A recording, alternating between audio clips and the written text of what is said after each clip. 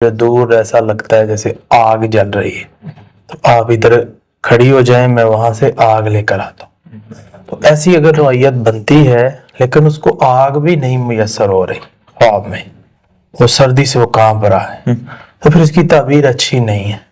اگر اس کو آگ نظر آ رہی ہے، پر امید ہے، پھر اچھا ہے. جیسے موسیٰ علیہ السلام کا قصہ ہے، پھر اللہ تعالیٰ اس کی زندگی میں آسانیاں لانے والا ہے.